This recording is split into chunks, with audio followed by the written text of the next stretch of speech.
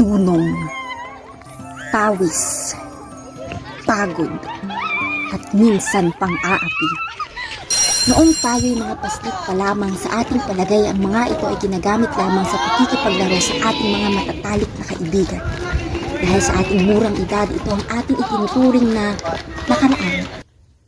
Bakit? Ito ba ay dahil hindi pa tayo namumulat sa katotohanan? O teka, mali. Ito ay dahil mas pinipili pa nating magbulag-bulagan at magbingi-bingihan sa mga totoong kaganapan ng ating nakaraan.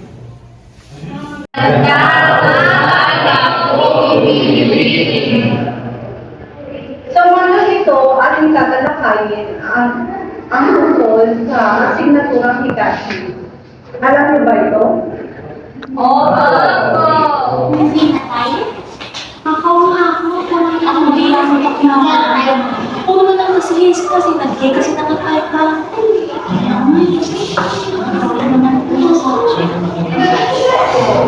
Okay, so magbabalik na lang tayo sa mga bagay, mga pangyayari, at kung bakit, ano ang kalagayan natin ngayon. Ibig sabihin, tayo magbabalik tanaw sa ating kasaysayan.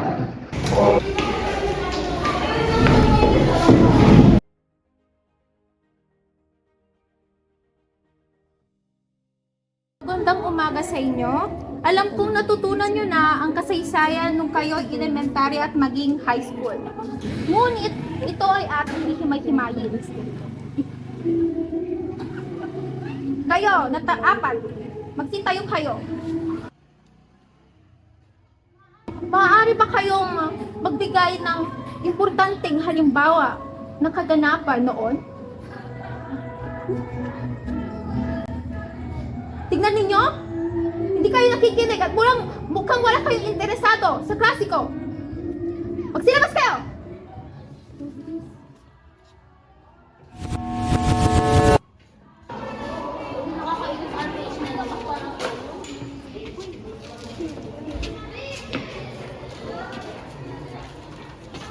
Excuse me po.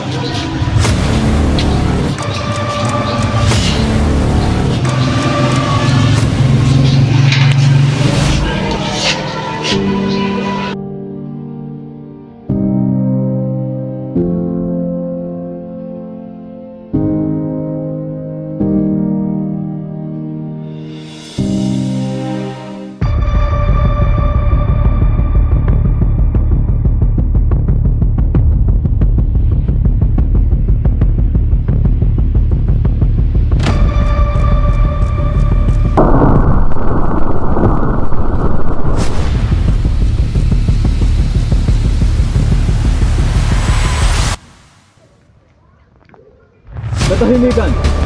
Premo! Kumusta ang pagpupulong? Ayon sa pagpupulong na naganap, ang kilusang ito ay malapit na matungkol. Kaya kailangan natin kumuha ng hakbang. Labas ang mga sedula. Sabay-sabay nating punitin. Punitin ang sedula!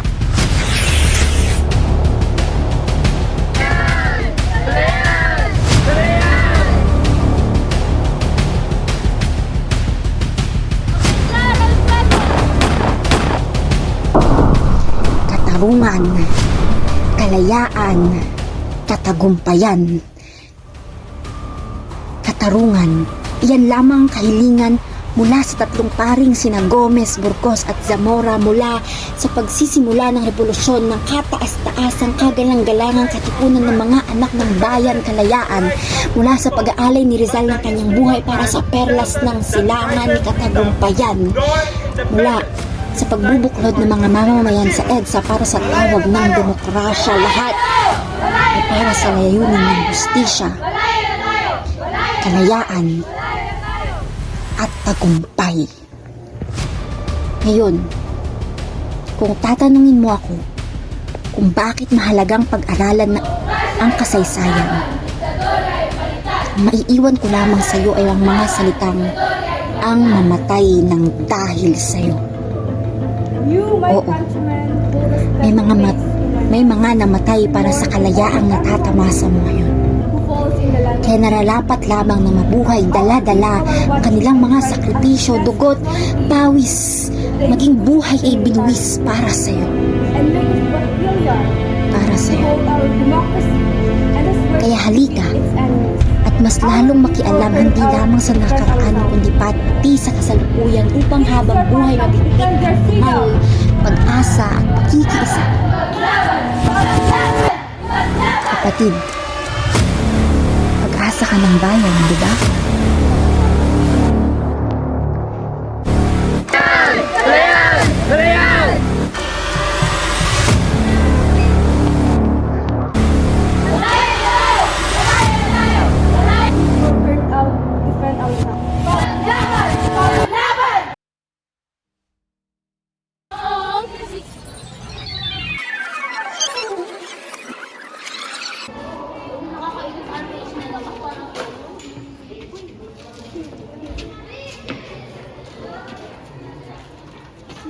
Excuse me po. Excuse me po. Excuse me po.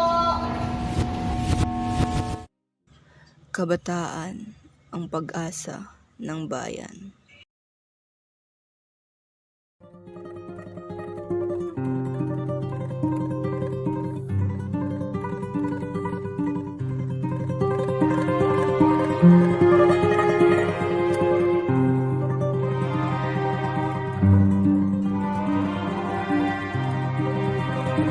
Sa aking paglalakbay, napagmasdan ko ang historyang tunay.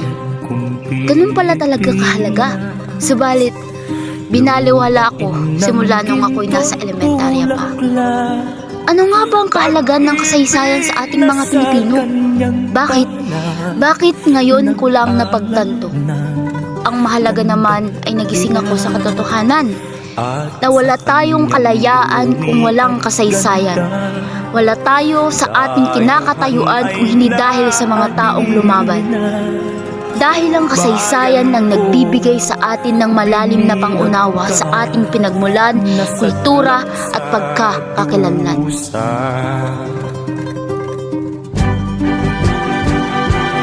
Ibon mang may layang lumipad, kulungin mo at umiiyak.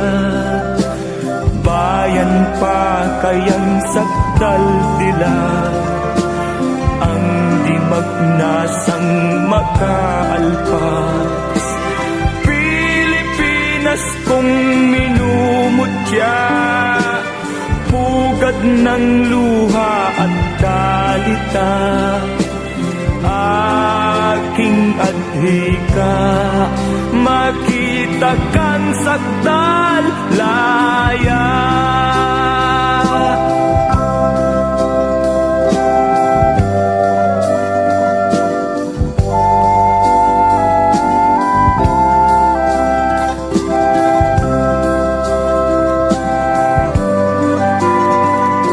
Sa lahat ng mga Pilipino, nais kong malaman nyo na dapat tayo magpasalamat sa nakaraang mayroon tayo.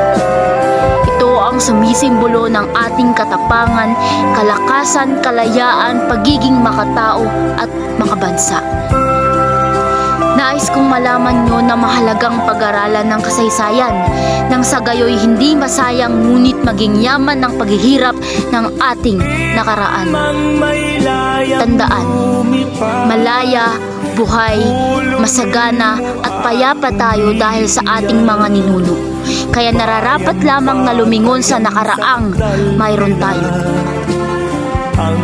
Alalahanin niyo ang paghihirap at sakripisyong inialay ng maraming makamit lang ang kalayaan at huwag niyo kong tularan na binaliwala lang ang kasaysayan.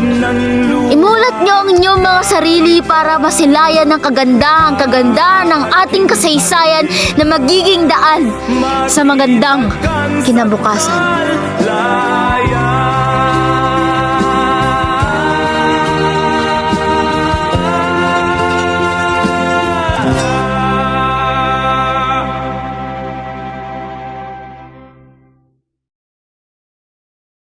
Ang